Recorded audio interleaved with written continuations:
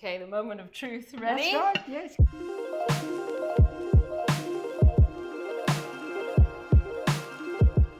Hello, lovely people. Today I have a very special guest, my magnificent mother-in-law, Iran.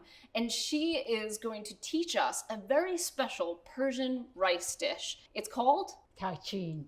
TAHCHIN is the rice dish you never knew you needed. It is so delicious. It's easy enough for a weekday meal, but special enough for guests. Persian food is known for just perfect rice. And this is particularly special with the crispy. Yeah, because the rice itself is very fluffy and every grain is separate. Yes. So, Yes, no sticky rice in Persian cooking.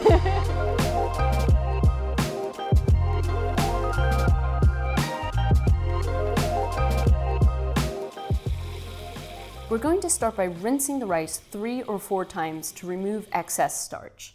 This will help keep the rice grains from sticking and create that fluffy texture we mentioned.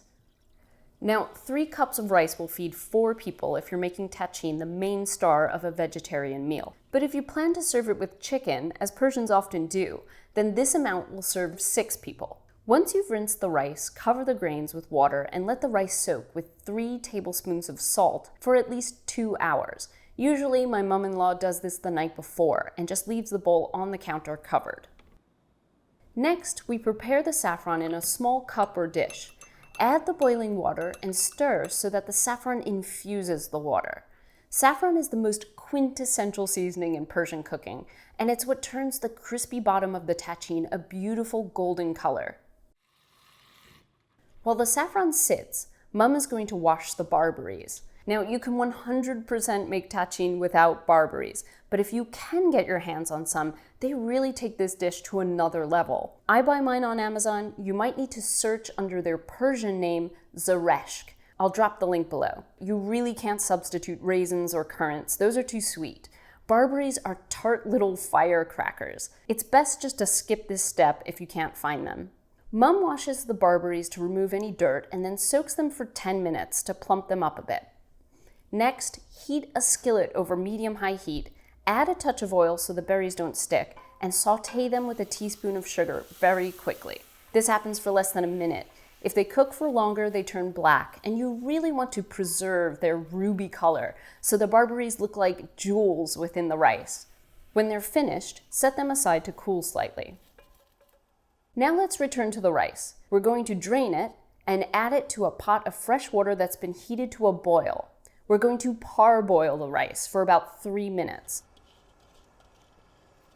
When the rice starts to rise to the surface, test a few grains. there we are. You take one grain, you press it between your fingers. It shouldn't completely disappear. Now it's ready. Drain the rice and set the pot aside. Lightly beat an egg and mix it into 1 cup of yogurt along with 1 teaspoon of the saffron water. We'll be using the rest of the saffron in just a bit. This yogurt mixture is the key to the crispy TAHCHIN crust. So this is the parboiled rice. So we take a few spoons of that. I would say 2.5 cups. Okay. Should it absorb all of the mixture? Yes. And you can even add a little bit of this saffron to make the TAHCHIN also tasty. Traditionally, this is often layered with chicken, right? With chicken, but we're going to do it vegetarian. So back to the pot. Lightly oil the bottom and place a piece of parchment paper so the rice doesn't stick. A little more vegetable oil on top, and then add all the yogurt rice, spreading it out to cover the bottom of the pan. Then begin layering the rest of the parboiled rice with the barberries and saffron.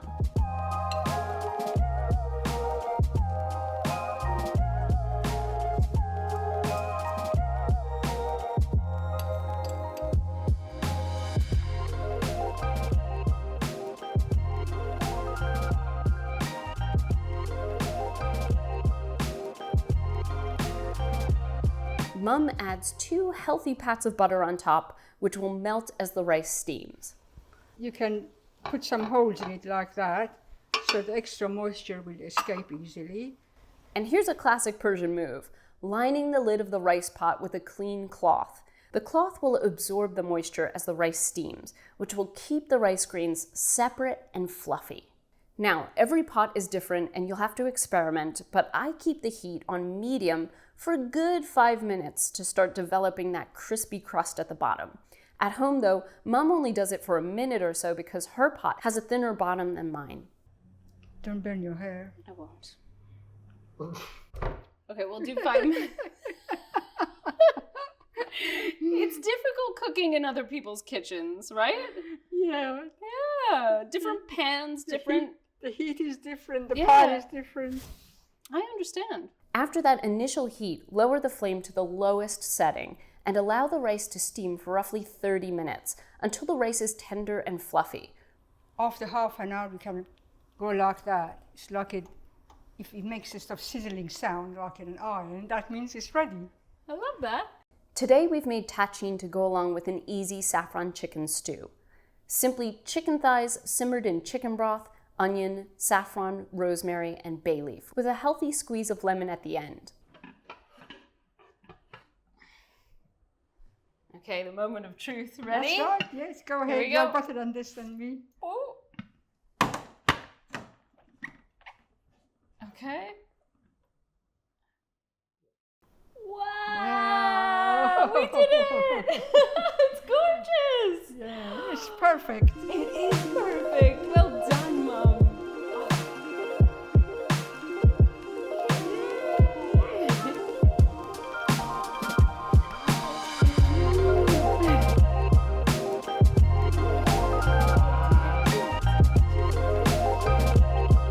As the Persians say, Nushi Jan.